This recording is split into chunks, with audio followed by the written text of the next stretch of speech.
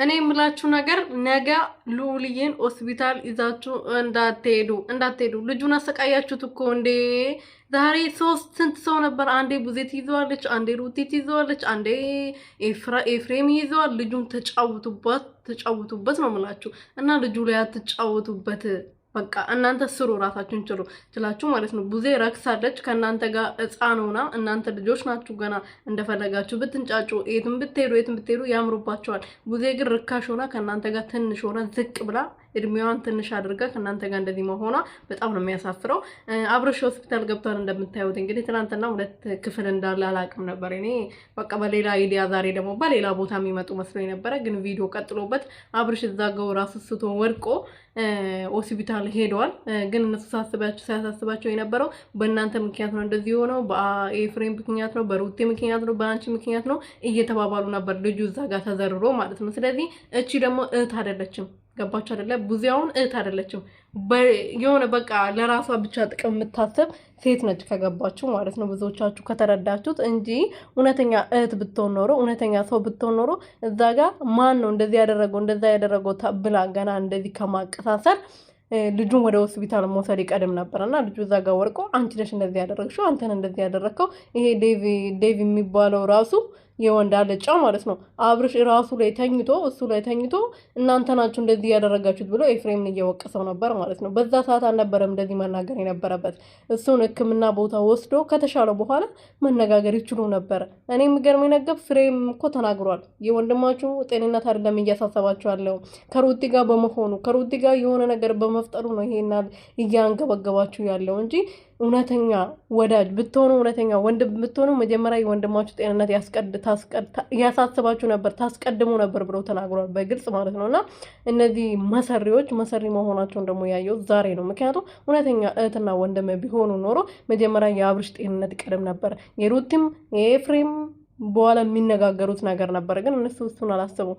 ሰላም ቤተሰቦቼ እንዴት ናችሁልኝ? እኔ በጣም ደህና ነኝ፣ እግዚአብሔር ይመስገን። በያላችሁበት ሰላማችሁ ብዝት ትርፍርፍ ይበልልኝ። ለዚህ ቤት ለዚህ ቻናል አዲስ ሲሆናችሁ ሰብስክራይብ፣ ሼር፣ ላይክ እያረጋችሁ ቤተሰብ እንድትሆኑ በትህትና እየጠየቅኩኝ እንግዲህ አብርሽ ዛሬ በጣም ነው አንጀቴን የበላው፣ አሳዝኖኛል። ያው እንደዛ ወንድ ልጅ እንደዚህ ሲሆን የሆነ ትንሽ ያው እሱ አውቆ ነው ስራውን እየሰራ ነው። ለብዙ ሰዎች እንጀራ እየከፈተ ነው፣ ለራሱም እየከፈተ ነው ይመስለኛል። አብርሽ በዚህ ሰዓት የሆነ ነገር ከፍቶ እየሰራ ነው፣ ወይም ደግሞ የሆነ ነገር ለማሳካት ሙከራ እያደረገ ነው መሰለኝና እንደ በፊቱ እንኳን በሌላ ቤት ቪዲዮ እየተለቀቀ አይደለም። ይሄ ሁሉ ግርግር እየተፈጠረ በአዳኔ ቤት ራሱ አንዴ ነው የተለቀቀው፣ በሩቲ ቤት አንዴ ነው የተለቀቀው። ከዛ በኋላ በማንም ቤት አልተለቀቀም። የቡዜ ራሱ ከዚህ ከድራማው በፊት ነው በቡዜ ቤት ራሱ የተለቀቀው ማለት ነውና አብርሽ የሆነ ነገር እየሰራ ነው መሰለኝ። ለዛ ነው በተደጋጋሚ በሱ ቤት ቪዲዮ እየተለቀቀ ያለው እንጂ ድራማ ባይሆን ኖሮ በሄርሜላ ቤት ራሱ የሆነ አንድ ቀን ነው አብርሽ ቀን ላይ የመጣው ማለት ነው። ቀን ላይ መጥቶ ነው በዛው ቪዲዮ የተሰራው።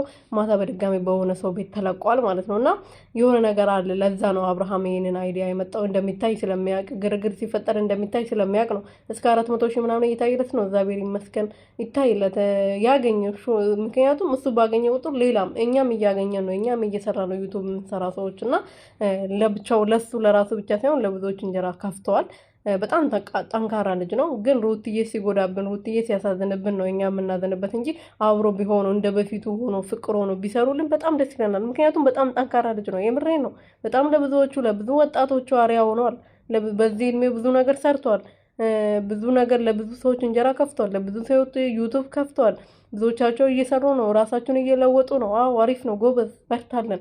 ግን ሩትዬ ስለምትጎዳትና ሩትዬን በቃ ከፍ ዝቅ ሲያረጓት ዝም ስለምትል ለሚስት ክብር እንዲሰጧት ስለማታደርግ ክብር ስለማሰጣት ነው የምንናደደው እንጂ እንደ በፊት ሆናችሁ ፍቅር ሆናችሁ ይሄ ሁሉ ነገር ቢሰራ ደስ ይለን ነበር። ምክንያቱም አንድ ላይ ስትሆኑ ነው የሚያምርባችሁ። መቼም ወደ ራሱ ተመለሳ ቢባል አሁን ነገ እነሱ ታመዋል፣ ከዳነ በኋላ ወደ ራሱ ተመለሰ፣ ወደ ኤርሜላ ተመለሰ ይላሉ። ይሄ ደግሞ 100% እርግጠኛ ነው፣ ሁላችንም የምናውቀው ነገር ነው እንጂ አብርሃም ራሱ ስተወርቆ አይደለም። ገባችሁ አይደለም? ስለዚህ እሱን ለማመለስ ነው። እሱን መልሶ ራሱ ይሄን ቪው አይቶ ከሩቲ ጋር ሲሆንና ከዛች ኤርሜላ ከምትባለው ሽልጥልጥ ጋር ሲሆን ምን አይነት እይታ ይኖረኛል፣ ምን አይነት የተለወጠ ነገር ይኖረኛል ብሎ የሚያስብ ይመስለኛል። እኔ ሰው ከሆነ ማለት ነው። ገባቸው አይደለ? ምክንያቱም ሁሉም ሰው የሚወዳቸው ከሩትዬ ጋር ሲሆኑ ግርማ ሞገስ ያላቸው ፍቅር ያላቸው ላይክ እኮ 20 ሺህ ካየ አብርሃም በጣም ቆይቷል። 1 ዓመት ተቆጥሯል። እና ከሩቲ ጋር ከመምጣት ከጀመረ በኋላ በደንብ እያየ ነው አይደለም?